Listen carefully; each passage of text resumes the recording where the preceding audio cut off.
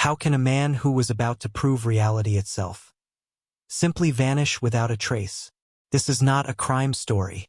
This is not a missing persons report. This is an unsolved equation. One written into the very fabric of existence. Jacobo Grinberg was not just another neuroscientist. He was not just another intellectual who vanished into history. He was a man standing at the edge of the known world, one foot planted in science and the other in the uncharted territory of human consciousness. And just as he prepared to unveil something that might have rewritten everything we thought we knew about the mind, matter, and reality itself, he disappeared, gone. No body, no answers, just silence. But what if the real mystery is not what happened to him, but what he discovered before he vanished? This series is about a concept so strange, so destabilizing, that it refuses to stay buried.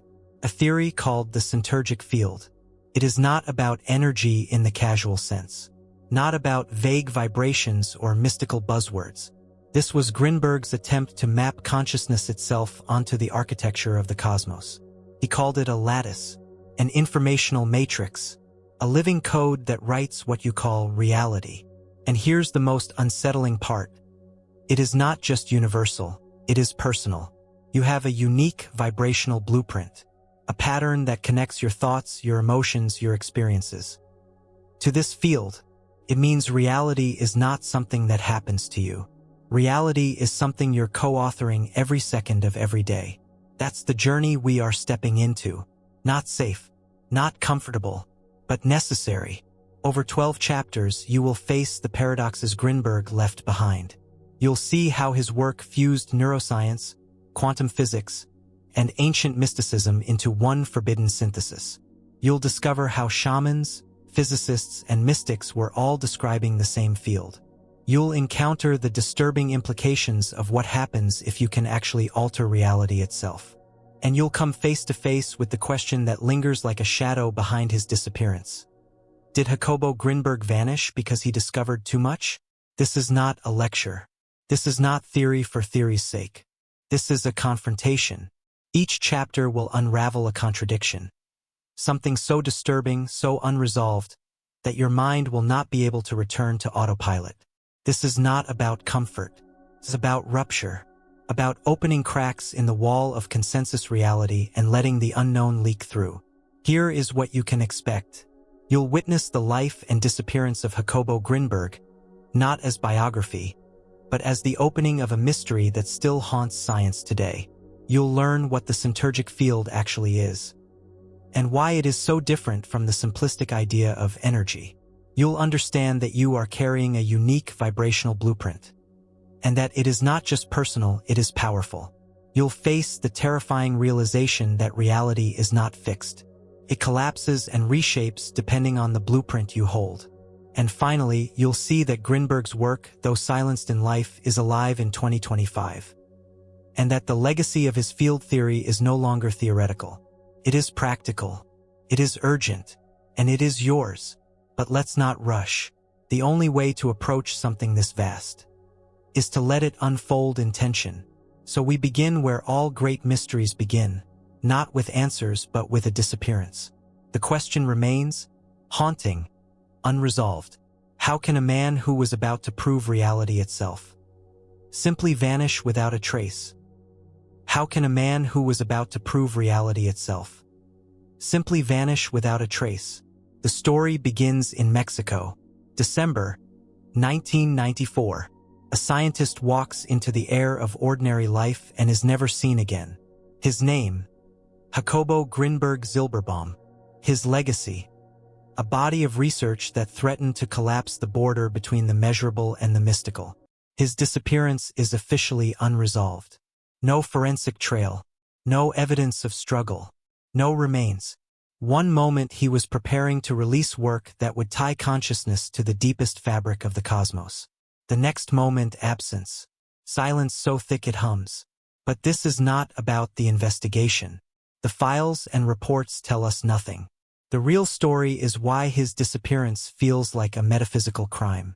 Because when you examine the timing, when you look at the ideas he was publishing, it feels as though reality itself recoiled at what he was about to reveal.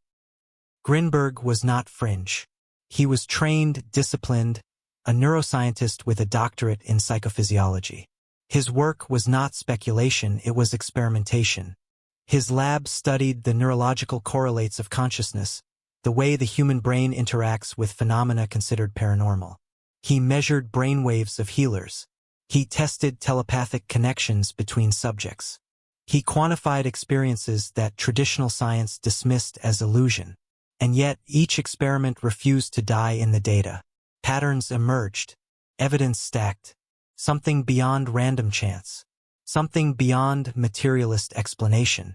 It was as though he was listening to the static between radio stations and finding a hidden signal humming beneath it all. That signal became his obsession, and eventually his life's work. Grinberg called it the Syntergic Field. He believed it was the substrate of consciousness, a field so fundamental that it connected mind, matter, and meaning into one seamless whole. Unlike the weak metaphors of energy tossed around in pop culture, Grinberg's model was systematic. He saw the field as a structured, informational lattice, a code that every consciousness interacts with. This was not philosophy. This was his attempt to write a physics of the mind. But before he could fully reveal it to the world, he vanished. The question is not just what happened to him. The deeper, more disturbing question is, why do his ideas feel more dangerous than his disappearance? Because once you understand the Syntergic Field, the disappearance itself begins to look less like an isolated event, and more like part of the story. Let's step back. Who was Jacobo Grinberg, beyond the headlines? He was born in Mexico City in 1946, a brilliant mind shaped not only by science but by loss. His mother died when he was just 12. That trauma was the fracture that launched his lifelong obsession. The nature of consciousness, death, and reality itself. Most boys at 12 would look for escape. Grinberg looked for meaning. This is where the rupture began. He started asking the questions most scientists are trained to avoid. Questions about perception, identity, and whether reality is truly external, or if it is somehow constructed by the mind itself. From his early career, he showed a pattern. He was not satisfied with explanations that stopped at the surface. Where neuroscience said, "This is a brain wave," Grinberg asked, "But what is it a wave of?" Where physics said, "This is matter," he pressed, "But what gives matter its appearance to consciousness?" He was relentless. By the time he was in his 40s, his research had crossed a threshold. He had studied shamans in rural Mexico, mapping their brain activity during ritual. He had brought subjects into controlled labs and recorded inexplicable connections between their minds. He had documented phenomena that blurred the line between science and mysticism. Each experiment whispered the same implication. The brain is not producing consciousness. The brain is interacting with a larger field. And this was the secret he was preparing to reveal more fully before he vanished. Pause on that. A man spends decades building evidence that consciousness is field-based, not brain-based. He positions himself to make a breakthrough announcement. Then, days before he can release his findings, he disappears. Coincidence or consequence? The unsettling truth is that whether he was silenced by external forces, internal crisis, or some unknown fate, the effect is the same. His disappearance froze his theory in a state of myth. Half finished, half revealed, suspended between science and legend. But perhaps this is why his ideas have such power in 2025. Because the story is unresolved. Because his absence functions like a question mark burning at the edge of every sentence he ever wrote. Now that we've entered his disappearance, the natural next step is this. What was so revolutionary, so destabilizing, that it might explain why his story had to stop? The answer is what I call the forbidden synthesis. What happens when science touches a truth so dangerous? It begins to look like magic, and next we will open that door. Jacobo Grinberg's life up until this point had been defined by a single obsession, the enigma of consciousness. Neuroscience gave him the instruments.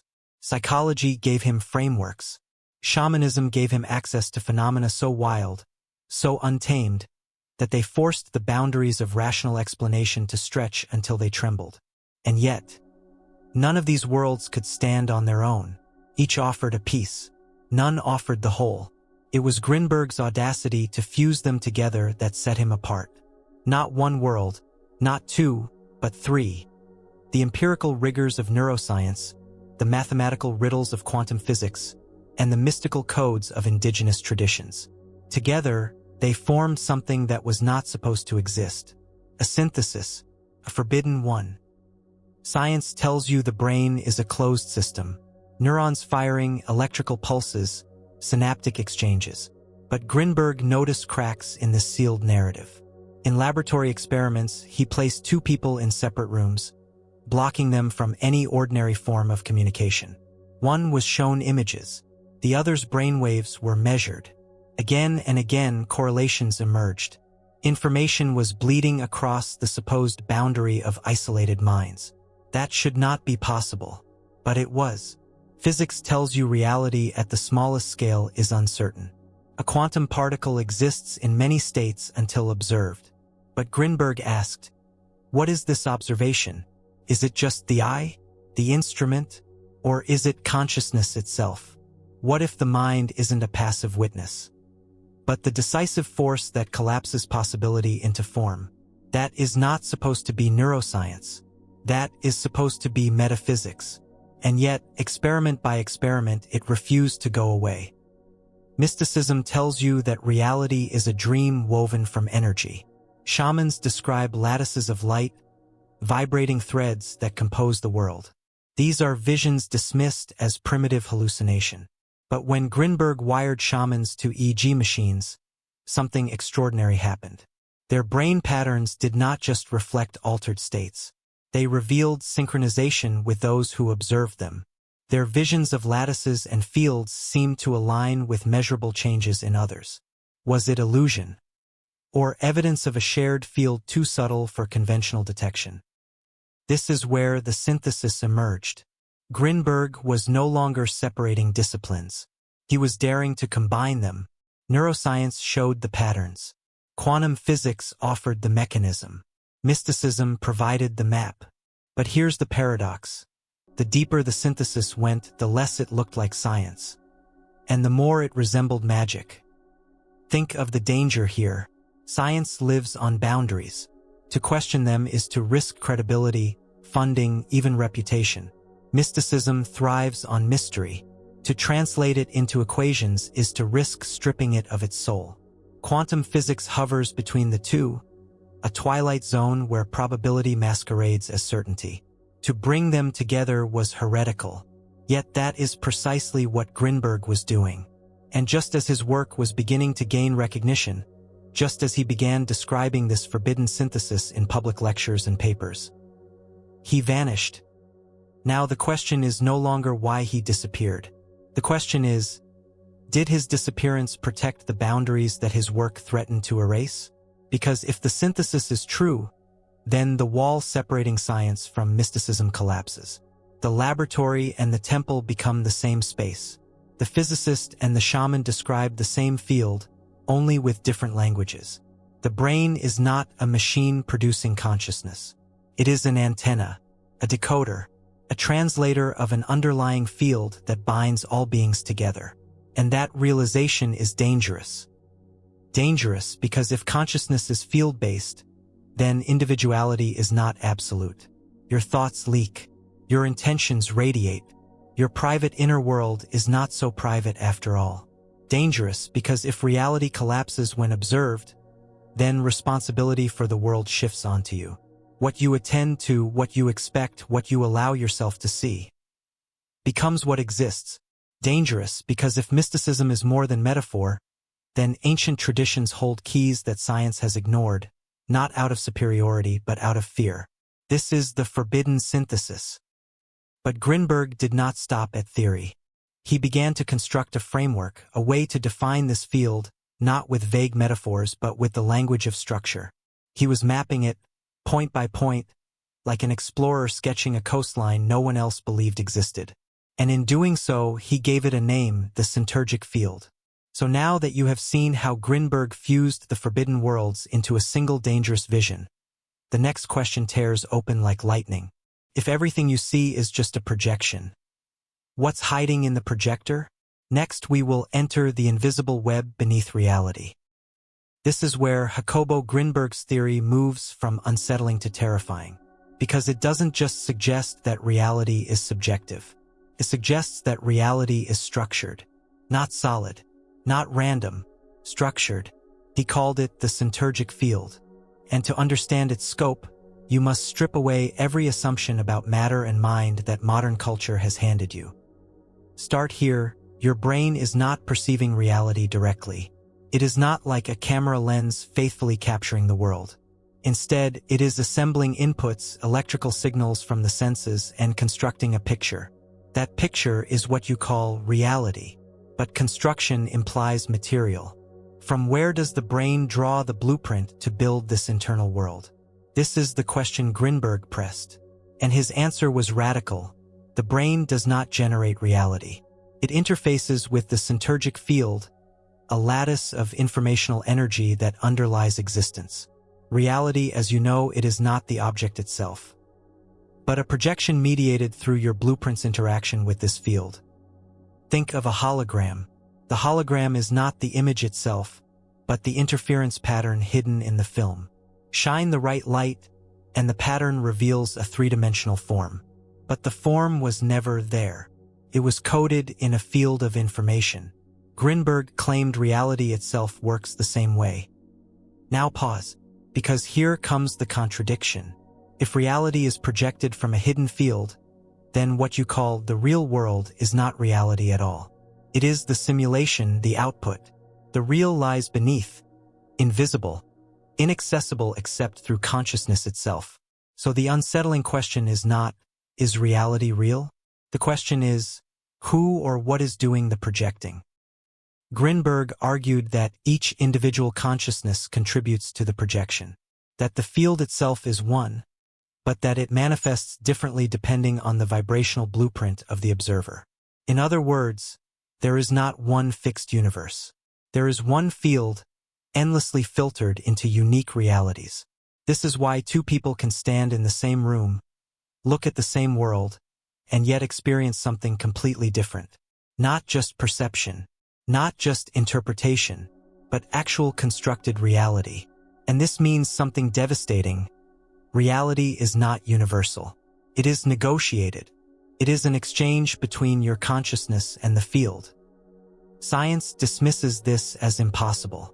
Reality, it says, is objective, independent, external. But if Grinberg is right, objectivity is an illusion created by overlapping projections. When enough people align their blueprints, reality stabilizes. Consensus hardens.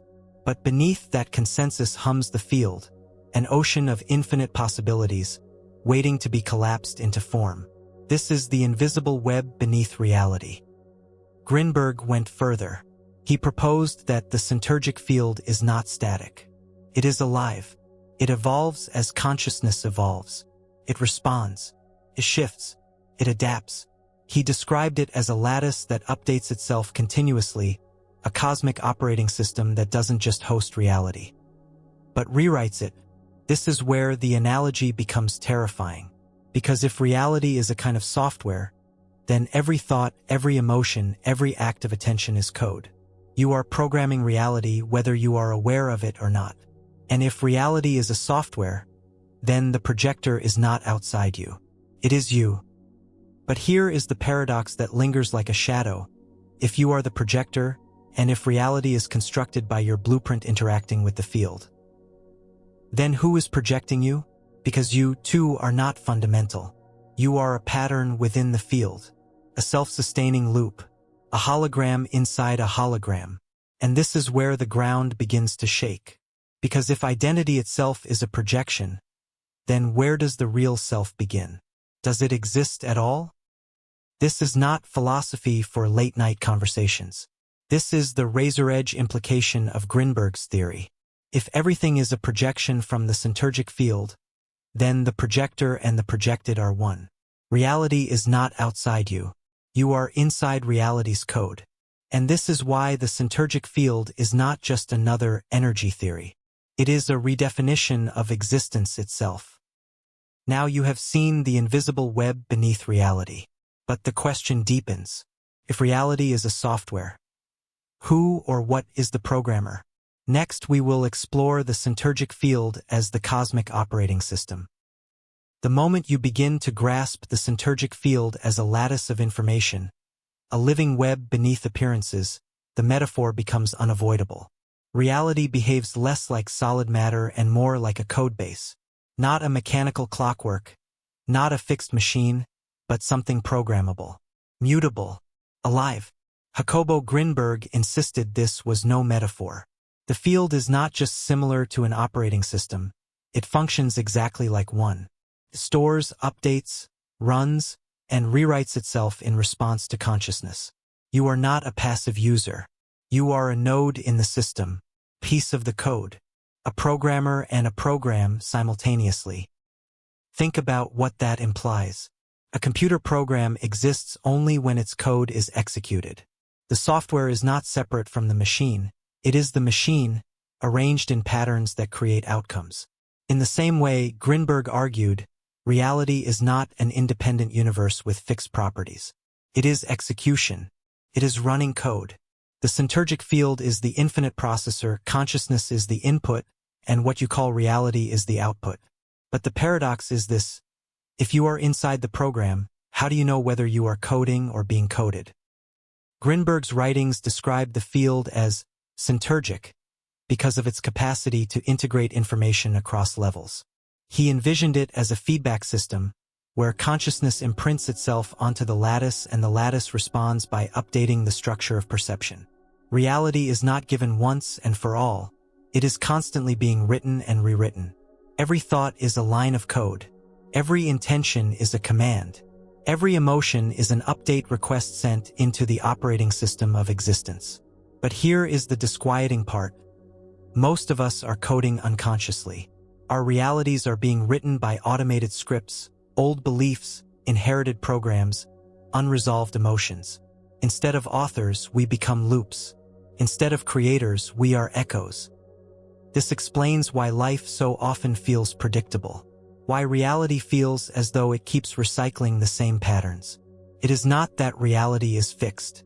It is that you are unknowingly running the same script over and over.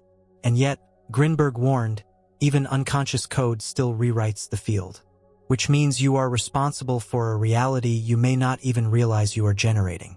Responsibility at this scale is overwhelming. Because if reality is software, then every choice, every perception, every belief is not private. It is a keystroke in the cosmic operating system. Now imagine the implications if this operating system is not individual but collective. If billions of people, each carrying their unique vibrational blueprint, are coding simultaneously, then consensus reality is not an objective truth. It is a shared program stabilized by overlapping inputs.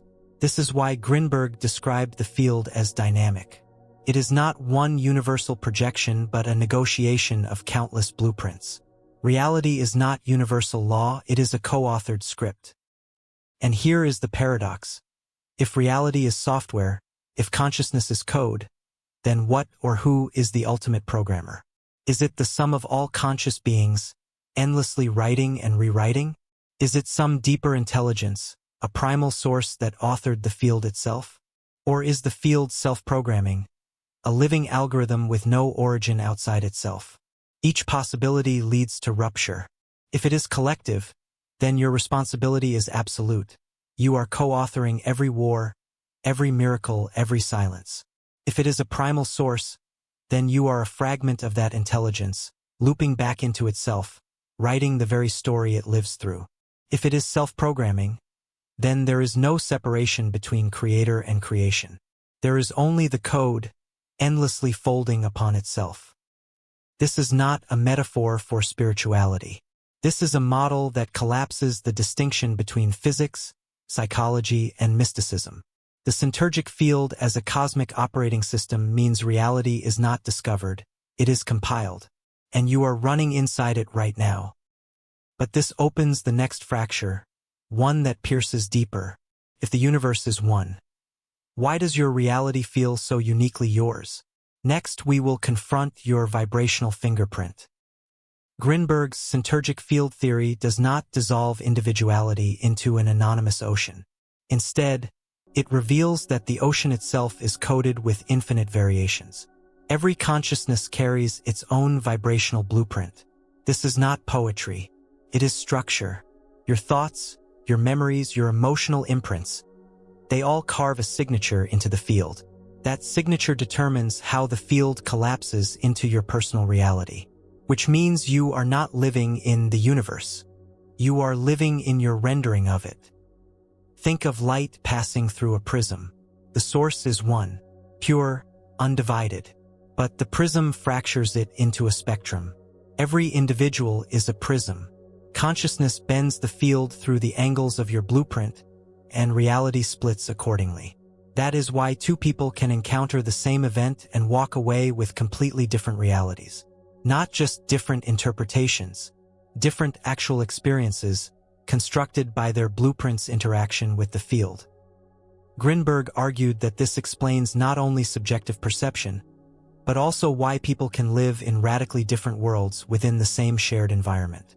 Some live in a world of scarcity, others in a world of abundance, some in a universe that seems hostile, others in one that feels alive with meaning.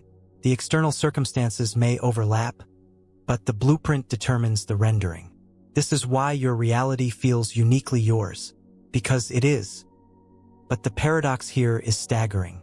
If each person lives in a distinct projection, how is it that we ever meet at all? Grinberg's answer: consensus is an overlap of blueprints.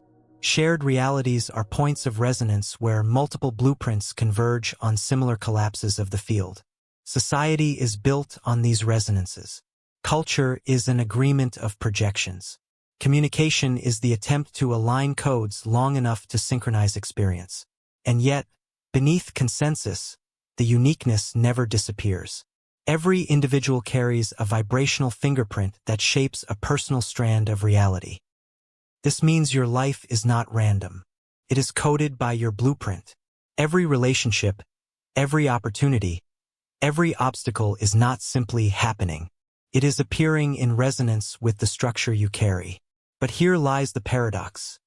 If your blueprint codes your reality, then are you free, or are you trapped in a cage of your own vibrations?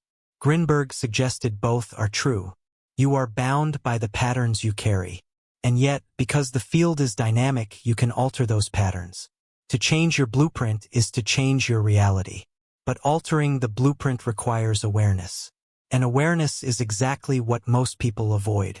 Because awareness exposes not only potential, but responsibility. Here is where the danger emerges. If reality is tailored to your blueprint, then every limitation you experience is, at some level, self-authored. Every closed door, every repeated failure, every haunting pattern is not merely external. It is a reflection of your vibrational fingerprint. This is not victim blaming. It is the collapse of victimhood altogether. Because in Grinberg's framework, nothing is fully imposed. Everything is co-generated. But here is the fracture that destabilizes the mind.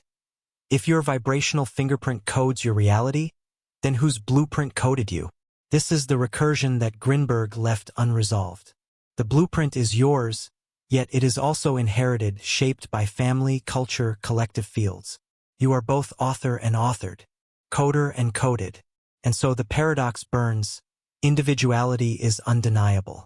And yet, at the deepest level, individuality is an illusion created by the way the universal field fractures itself into unique signatures. Now you see why your reality feels uniquely yours. It is coded that way, but the implication is staggering.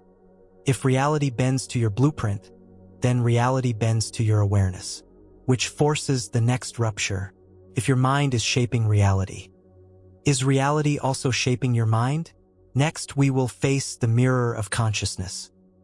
The moment you accept that your vibrational fingerprint codes your world, you stand before a disturbing mirror.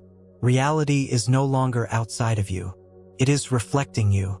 But if it is reflecting you, then every detail of your world is a feedback loop, showing you something about your own blueprint, which raises the paradox. Are you seeing the world? Or are you only ever seeing yourself? Grinberg's research pointed directly to this loop.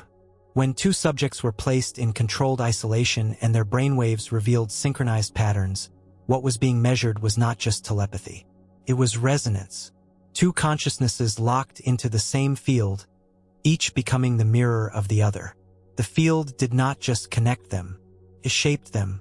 If consciousness codes reality, then the field reflects it back, altering the consciousness that wrote it in the first place. You shape reality, reality reshapes you. The cycle never stops.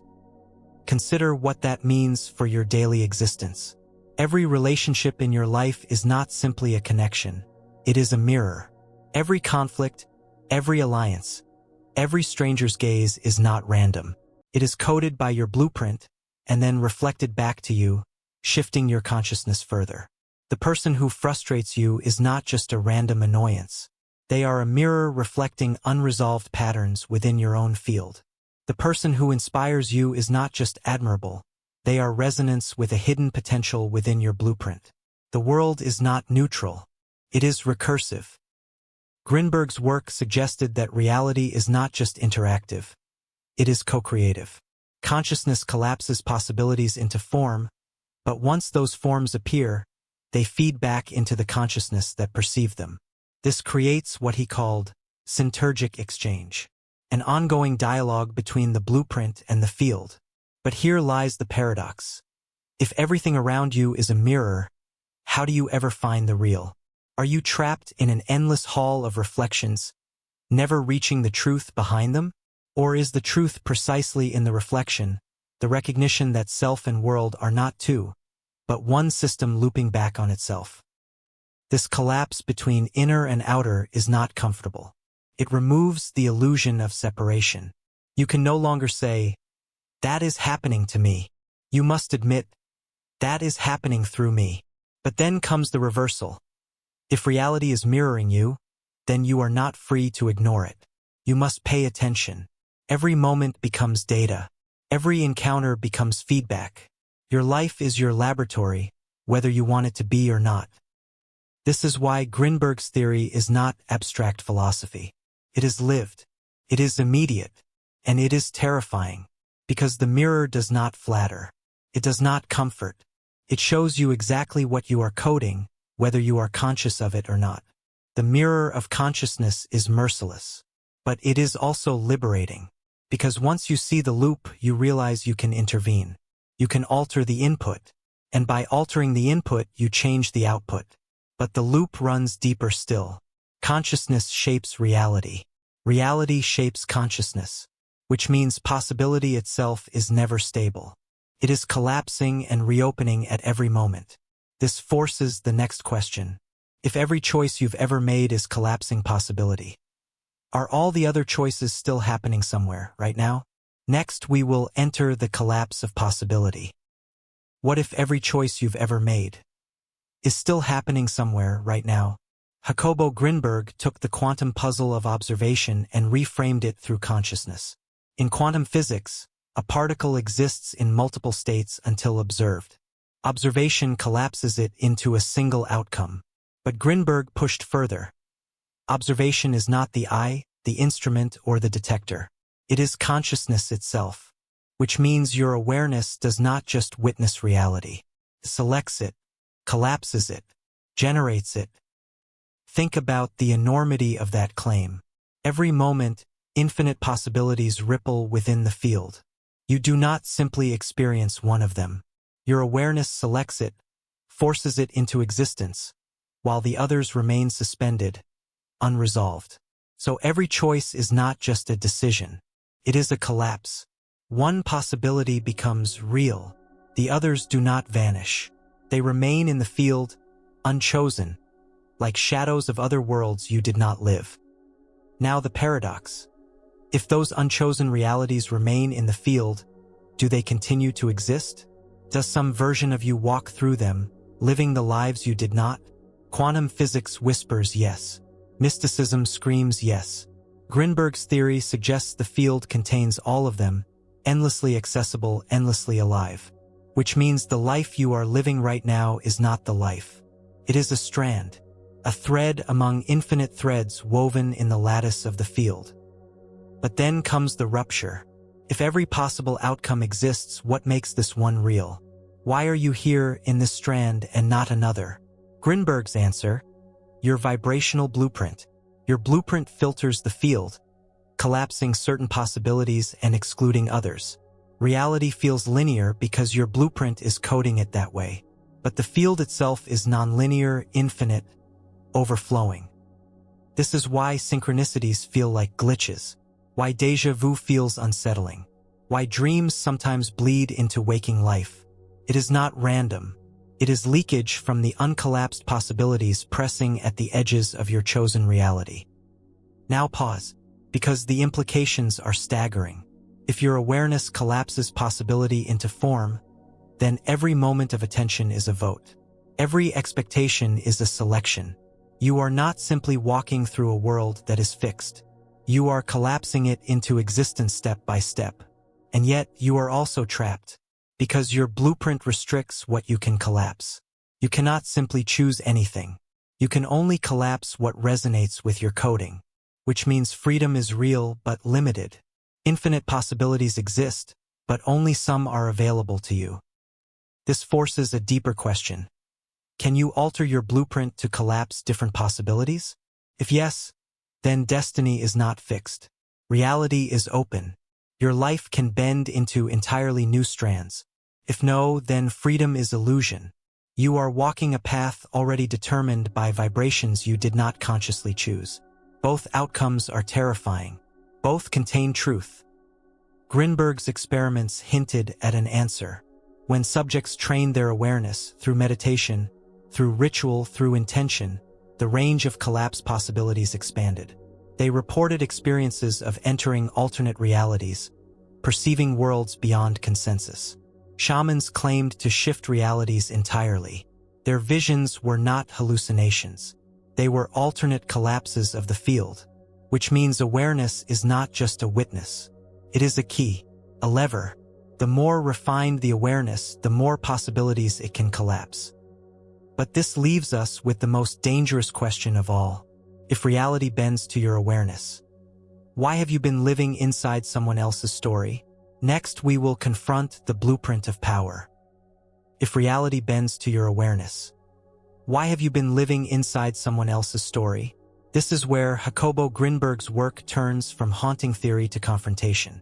Because once you accept that your vibrational blueprint codes reality, and that awareness collapses possibilities into form, the next question cannot be ignored.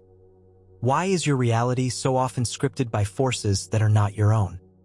From birth, blueprints are not blank. They are imprinted. Family, culture, belief systems, language, trauma, expectation, all of these etch lines into your vibrational structure before you are even capable of choice. By the time you are aware enough to notice, you are already running code that isn't yours. You are collapsing a reality authored by someone else. This is the paradox. Your blueprint is uniquely yours. And yet, much of it is inherited. Think of it like a library. Your consciousness has access to the infinite field, but the blueprint determines which shelves you can reach. From childhood, shelves are stocked by parents, teachers, religions, institutions. You are told what is possible, what is impossible, what is real, what is fantasy. Those categories become walls. The library is infinite, but you are confined to one small corner. And so your life unfolds in a narrative you did not consciously choose. But here lies the danger, because even if the story is inherited, the collapse is still yours. You are still coding reality with your awareness, even if the blueprint was not chosen. Which means every limit, every closed door, every repeated frustration is not the world's fault. It is the blueprint's projection. This is the terrifying freedom Grinberg's model forces upon you. You are responsible for the story you are living, even if it was programmed into you by others. Consider how this plays out on a collective scale. Entire societies collapse reality based on shared blueprints, ideologies, cultural myths, political narratives. Wars erupt, economies rise and fall, civilizations collapse. Not because the world is that way, but because masses of people collapse the field into the same narrow set of possibilities. Reality is not neutral. It is scripted, and unless you become conscious of your blueprint, you are condemned to play a role in someone else's play. But the paradox deepens, because if reality is coded by blueprints, then even rebellion is scripted. The moment you try to escape the narrative, you often find yourself reinforcing it. Fighting against the story keeps you inside it. Refusing the code still runs the code. The only way out, Grinberg suggested, is not resistance, but awareness. To see the blueprint, to recognize it, to watch it collapse reality in real time, and from that awareness to begin rewriting. Rewriting is not easy. It requires dismantling beliefs, questioning assumptions, confronting wounds you would rather keep hidden. It is not simply adopting a new affirmation or repeating positive phrases. It is excavation. It is stripping your consciousness bare until you can hear the raw signal of the field itself, unfiltered by inherited scripts. But when you do, the power is staggering, because once you shift the blueprint, the field responds. New shelves open in the library. New strands of possibility collapse into form. What was once impossible becomes inevitable. And then you realize you were never trapped by reality. You were trapped by the story you were running. But here is the next rupture. If you can alter your blueprint, then the field itself changes. Which means you are not just altering your life, you are altering reality for everyone. Every personal shift ripples outward into the lattice. Your blueprint is not private. It is participatory. This is why Grinberg's work was not just theory. It was dangerous. If enough people become aware of their blueprint, the consensus reality that holds the world together begins to destabilize. The collective story fractures, and a new one emerges, and that is power. But with power comes terror, because if you can truly rewrite the blueprint, then you hold the power not just to create but to erase, to collapse worlds into being, or collapse them out of existence, which forces the next question. If the password to your own reality has been hidden inside you all along, what happens when you finally unlock it? Next, we will awaken the hidden code. What if the password to your own reality has been hidden inside you all along? The Syntergic field is not abstract. It is accessible, but access is not automatic. The code remains hidden until you choose to look, and most never do. They live in the prescripted reality of inherited blueprints, never realizing that the key was in their possession from the beginning. Grinberg's research did not just describe the field. It hinted at ways to interact with it consciously. The practices were not exotic. They were simple, but simplicity does not mean easy. The first step is awareness. To witness your thoughts, emotions, perceptions as code. To see how your blueprint filters reality. This is not the casual self-awareness encouraged in modern culture. This is ruthless observation. You must watch how every belief constructs the world around you. The second step is silence. Not silence as the absence of sound, but silence as the suspension of automatic collapse. When you quiet the constant stream of thought, the blueprint loosens. The field reveals itself, subtle but unmistakable. Shamans used ritual to reach this silence. Yogis used meditation. Mystics used prayer. Different paths, same result, loosening the grip of unconscious code. The third step is intention. Not desire, not fantasy, not wishful thinking, intention. Clear, precise, vibrationally aligned focus. Grinberg argued that intention is the most direct way to collapse new possibilities. The field responds not to casual wishes, but to coherent, aligned intention sustained with awareness. But here lies the paradox. The password is inside you, but it cannot be forced. The harder you try to seize it, the further it slips away. The field does not respond to control. It responds to alignment, which means awakening the hidden code requires surrender as much as effort. You cannot hack the field. You can only tune to it. Grinberg's subjects reported extraordinary shifts when they trained in these methods. They experienced synchronicities, spontaneous healings, expansions of perception.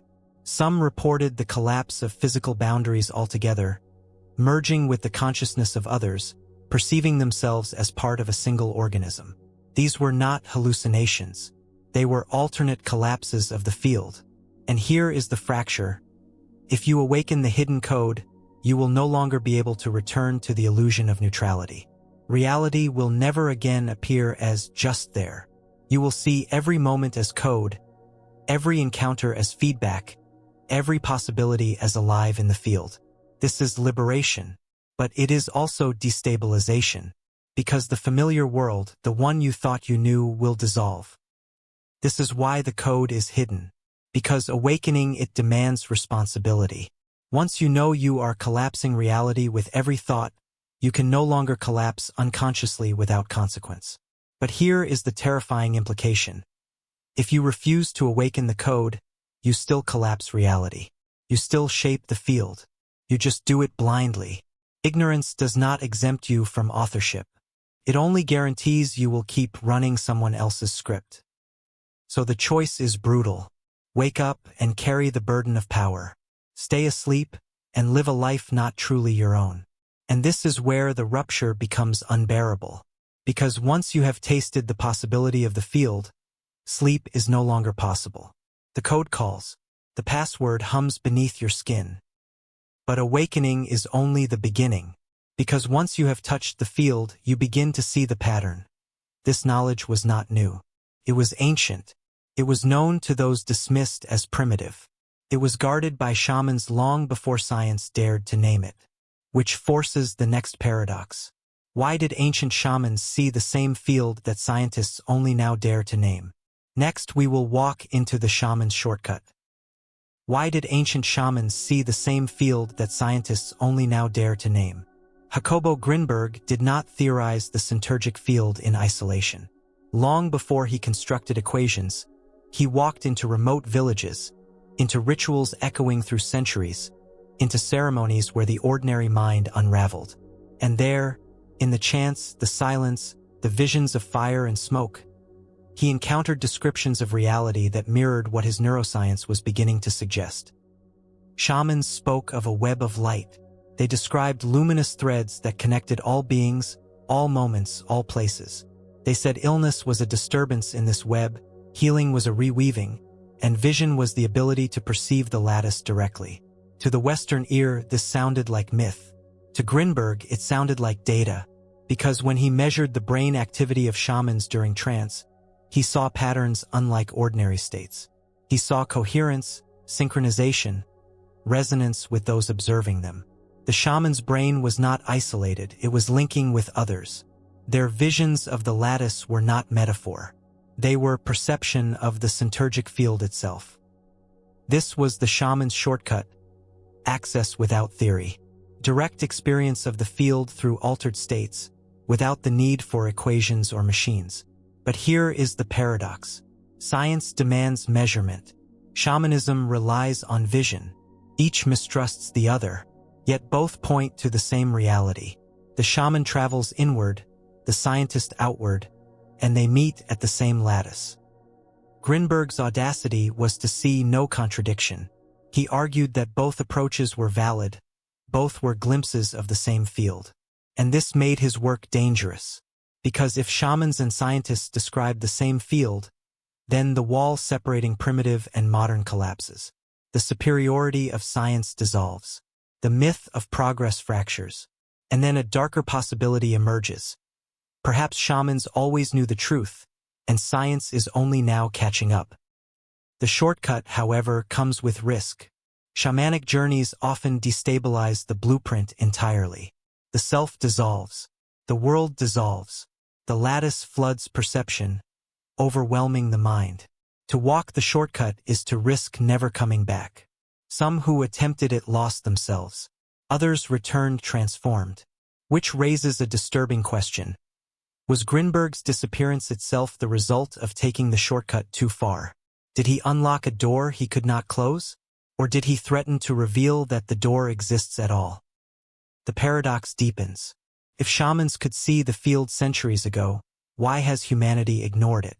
Why are billions of people still living in the illusion of fixed reality, when the evidence has been in front of us all along? Perhaps because knowledge of the field is destabilizing.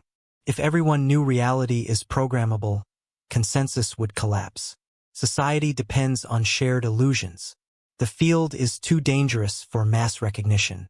And so, for centuries, the truth was hidden in visions, dismissed as hallucination, suppressed by the guardians of consensus. But now, with Grinberg's synthesis, the shortcut and the science converge. The lattice is no longer vision, it is model, and models cannot be unlearned. So we stand on the threshold. The shamans carried the shortcut. The scientists began to name it. And now you see, both were pointing to the same field.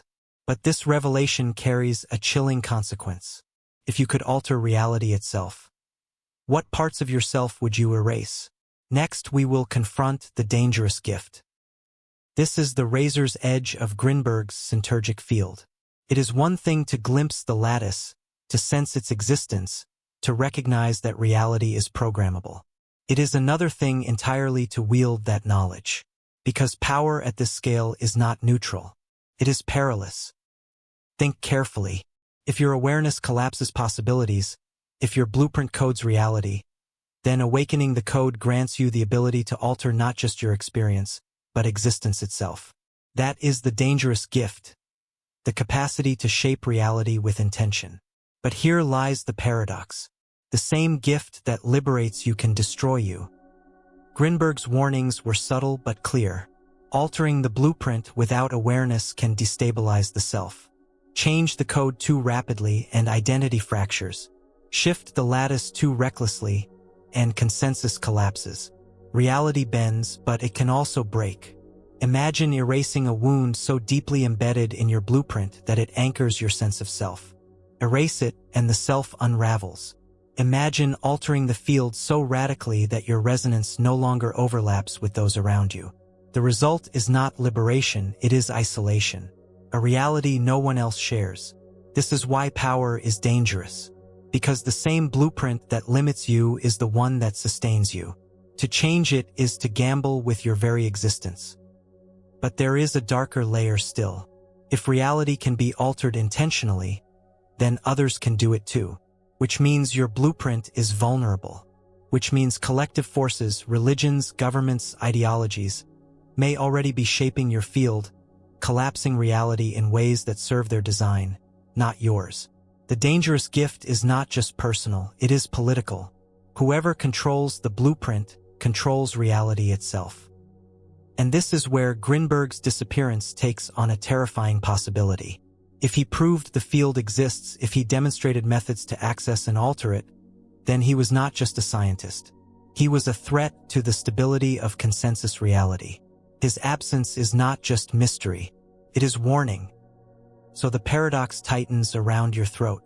To awaken the field is to claim the power to create. But in doing so, you risk erasing the very self that wields it.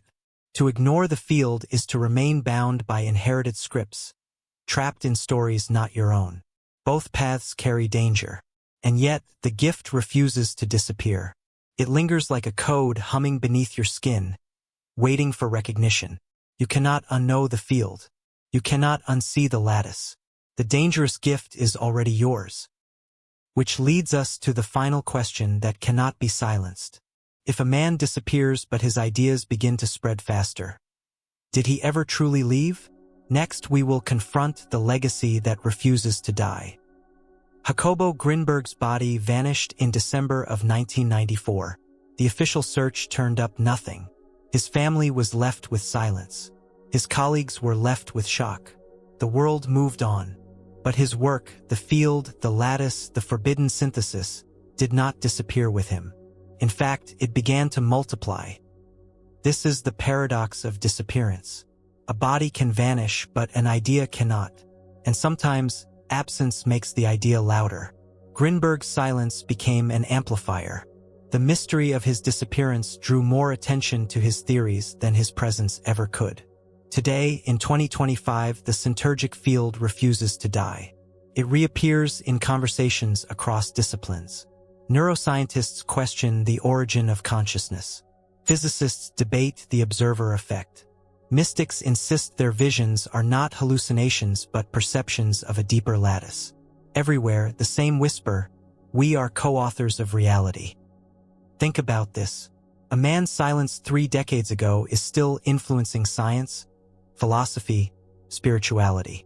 His work outlived him not because it was safe but because it was dangerous. And danger never truly disappears. It echoes. Grinberg's legacy is not a set of answers.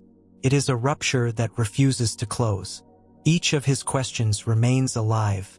If reality is a projection, who or what is the projector? If your blueprint codes your world, can you ever truly escape it? If you awaken the hidden code, can you bear the burden of shaping reality? If reality is programmable, who is writing the master script? These are not academic puzzles. They are fractures in the foundation of existence. Once you've seen them, you cannot return to the illusion of solidity. The legacy is also practical. People experimenting with meditation, intention, ritual, they are touching the field, whether they use Grinberg's name or not. Every synchronicity you notice, every time your awareness shifts reality, every inexplicable connection between minds, it is the field, alive, pulsing, refusing to remain theoretical. The Syntergic Field is not a theory anymore. It is an invitation. But invitations are dangerous. To accept means you agree to live in rupture. To live knowing that nothing is fixed, that everything is negotiable, that you are responsible for coding the reality you inhabit. And this is the final paradox of Grinberg's legacy. His disappearance silenced him as a man, but it made his work immortal as a question you cannot avoid. Now that you know reality is programmable, what will you do with it? If you ignore it, you will collapse reality blindly, living someone else's story, carrying someone else's code. If you embrace it, you risk destabilization, erasure, transformation. Either way, the field responds. The lattice hums. Reality bends. So no, Jacobo Grinberg never truly left. His body disappeared, but his field remains. His silence is not absence, it is pressure. It is the hum of a code that demands recognition. And now, in 2025, it belongs to you. Because the Syntergic Field is not history. It is present. It is happening in this moment right here as you listen. Your awareness is collapsing possibilities. Your blueprint is coding the field. Your reality is being written. The question is not whether the field exists. The question is whether you will remain unconscious of it, or whether you will dare to awaken the code. And so the series closes, not with comfort, not with resolution, but with the paradox Grinberg left behind. If a man disappears but his ideas begin to spread faster, did he ever truly leave? The answer is not in words. The answer is in you.